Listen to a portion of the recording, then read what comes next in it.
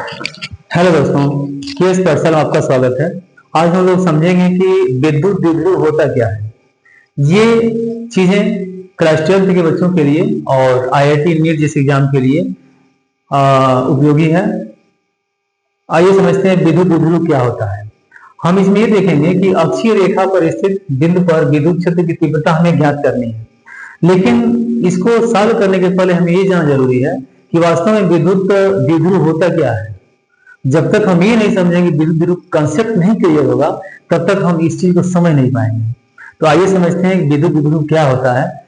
देखिए, दो परमाणु हों, जैसे मान लेते हैं कि HCl है या NaCl है या H2O हो या HBr हो, कुछ इस तरह की चीजें हैं। हम इसमें से हम इस चीज को उठा लेते हैं, तो हम ये देख रहे हैं कि सोडियम क्लोराइड जो है ये Na प्लस और Cl माइनस, आवेश क्या है, विपरीत है, लेकिन परिमाण क्या है, समान है। तो विपरीत आवेश लेकिन समान परिमाण के जो तत्व होते हैं, इनकी जो दूरी होती है अल्प दूरी, बहुत ही अल्प दूरी, बहुत ही कम दूरी है अगर, तो उसे क्या कहेंगे, विद्युत द्विध्रुव कहेंगे हम उसे। हम जैसे समझिए, यहां पर है आपका कुछ ये बना दिया गया है और हम इसको ऐसे बना दे रहे हैं। तो यहाँ पे ये पोर्शन है क्लोरीन वाला और ये पोर्शन है सोडियम का। तो क्लोरीन की आवेश माइनस है और सोडियम भी क्या है, आवेश प्लस है। तो आवेश विपरीत लेकिन इनका परिमाण समान है। तो यहाँ पर ये जो डिस्टेंस होगा, मान लेते हैं कि इसका डिस्टेंस क्या है, d मान लेते हैं, इसका डिस्टेंस d है, बहुत ही कम दूरी पे है। तो ऐसे इस चीज को, इस दूरी को, ये जो दूरी दिख रहा है, अल्प दूरी जो दिख रहा है, उसी को हम कहेंगे विद्युत द्विध्रुव कहते हैं। इसलिए यही कंसेप्ट है, इसे हम कहेंगे विद्युत द्विध्रुव। यही जो अल्प दूरी है, बहुत ही कम दूरी है, उसे कहेंगे हम विद्युत द्विध्रुव। अब हमको ये देखना है कि इस विद्युत द्विध्रुव के अकॉर्डिंग हमें इंटेंसिटी निकालनी है, किसी पॉइंट पर हमें इंटेंसिटी निकालनी है।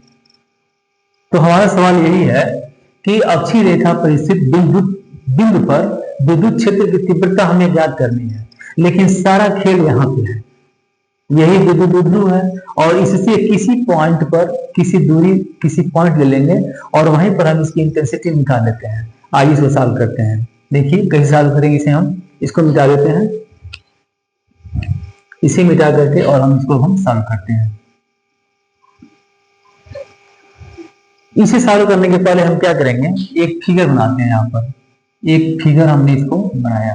ये आवेश क्या है, माइनस है, और यहाँ पे आवेश क्या है, प्लस है, नेगेटिव और पॉजिटिव। तो इस पॉइंट को हम ए मान लेते हैं और इस पॉइंट को बी मान लेते हैं, और इनके बीचों बीच में कोई ओ रखते हैं, जो कि इसकी दूरी कितना होगा, डी मान लेते हैं। अभी जो बताए थे ये आपका डी हो गया। और हम इस विद्युत द्विध्रुव से कुछ दूरी पर जाकर के, यानी कोई निश्चित पॉइंट है यहाँ पर, एक हम पी बिंदु मान लेते हैं, और इस पर हमें इंटेंसिटी निकालनी है। तो किसके किसके लिए, एक नेगेटिव के लिए और एक पॉजिटिव के लिए। तो यहाँ पे रखते हैं हम E2 और यहाँ पे रखते हैं हम E1। अब समझिएगा, इंटेंसिटी है E1 और E2, नेगेटिव और पॉजिटिव दोनों के लिए हम रख दिया है। हम यहां से इस पॉइंट से और इस P पॉइंट तक के लिए जो दूरी है R मान लेते हैं, ये R मान लेते हैं। बाकी तो ये दूरी D है, ये भी D है, और ये क्या है, R है। अब हम इसको सॉल्व करते हैं। तो यहाँ पर हम लिखेंगे, यहाँ पर हम लिखेंगे कि माइनस क्यू आवेश के कारण, माइनस क्यू आवेश के कारण बिंदु P पर विद्युत बिंदु पर सीधे लिखते हैं तीव्रता, इंटेंसिटी मतलब हम सीधे लिखते हैं तीव्रता E1, तीव्रता E1 होगा। तो इसकी वैल्यू क्या मिलेगी, E1 इक्वल टू मिलेगा हमें 1/4 पाई एप्सिलॉन नॉट इंटू आवेश Q और अपान। अब देखिएगा कि A से लेकर P तक, यानी कि यहां लिखते हैं AP का स्क्वायर। तो ये किस दिशा में होगा, तो पीए की दिशा में हो जाएगा। तो पीए की दिशा में, इसको ब्रेकेट रखते हैं, इंटेंसिटी निकाल रहे हैं। अब ये हो जाएगा आपका 1/4πε0 into Q upon A P है कितना, तो ए से लेके पी तक देख रहे हैं, तो डी और प्लस में आर, तो लिखेंगे आर और प्लस डी का होल स्क्वायर, यानी कि कंप्लीट रूप से हमको मिल जाएगा E1 इक्वल टू हमें मिल गया है, इतना मिल गया, ये समीकरण एक हो गया, अभी ये समीकरण एक हो गया। तथा प्लस क्यू आवेश के कारण बिंदु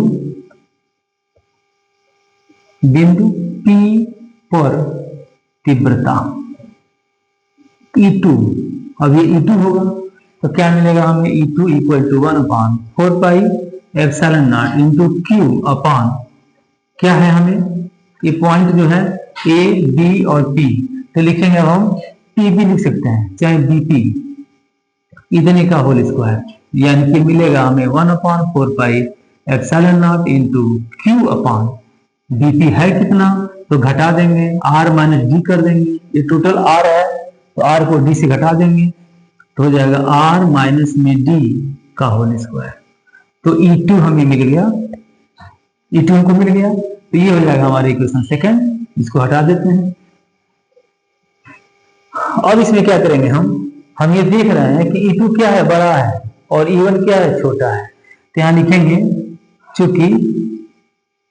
चूंकि इंटेंसिटी E2 माइनस नहीं ग्रेटर देन E1 की, इसलिए E इक्वल टू हो जाएगा आपका E2 माइनस में E1 की। तो जब इतना हुआ तो इसको सॉल्व कर लेते हैं, तो E बराबर क्या मिलेगा हमें, E बराबर मिलेगा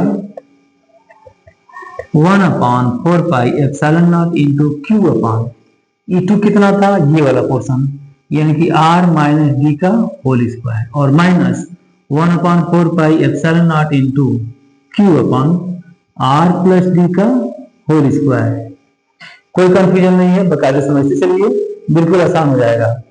अब हम इस चीज को यहां पे बताते हैं, तो हमें मिला E equal to 1/4πε0 into Q, चूंकि यह कॉमन पोर्शन दिख रहा है, और बाकी क्या मिलेगा हमें, ये मिल जाएगा 1/r माइनस डी का होल स्क्वायर, और माइनस 1/r प्लस डी का होल स्क्वायर।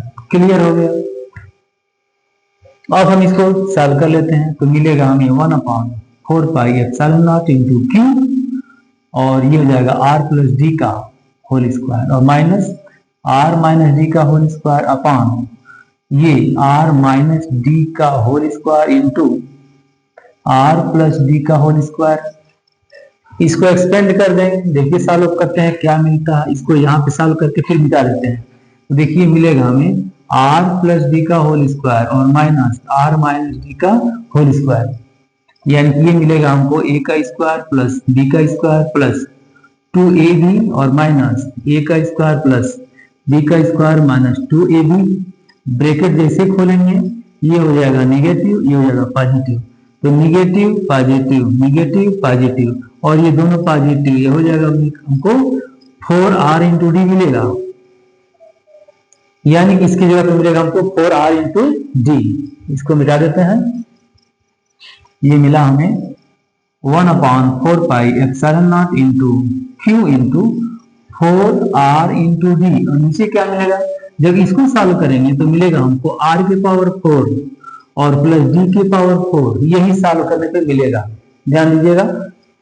अब हम ये देख रहे हैं चूंकि P बराबर होता है 2q इंटू d, तो यहां लिख सकते हैं 1/4πε0 इंटू क्यू, इसको बदल सकते हैं 2 और फिर से 2r इंटू डी में बदल सकते हैं, तो क्या मिलेगा, अब नीचे कितना होगा, r के पावर 4 है और प्लस में d के पावर 4 है, तो ध्यान दीजिएगा r की वैल्यू बड़ी है, देखिए r कितना दूरी पे है और d बहुत ही कम है, तो यहाँ पे क्या करेंगे, लिखेंगे हम कि r जो है वो ग्रेटर देन d के, यानी कि d को नजर मान लेंगे, बिल्कुल हम कम कर देंगे, उसको हम रखते नहीं करेंगे, तो डी को हम पूरा पूरा हटा दिए, डी को हमने पूरा पूरा हटा दिया क्योंकि नगण्य है वो, हट गया। तो देखिए एक आर से एक आर यहाँ पे कट जाएगा तो मिलेगा हमको 1/4 पाई एप्सिलॉन नॉट इंटू 2 और क्यू और डी मिलकर हमको मिलेगा पी, क्योंकि देखिए यहाँ पे पी है,